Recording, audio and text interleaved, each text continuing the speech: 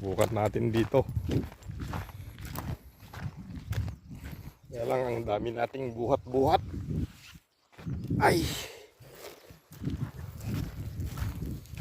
Hanap tayo ng pwesto.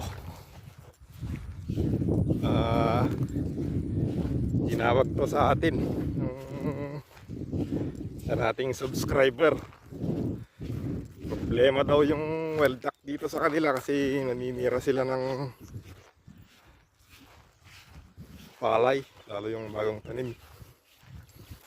Kaya subukan nating kumuha ng pangkain saka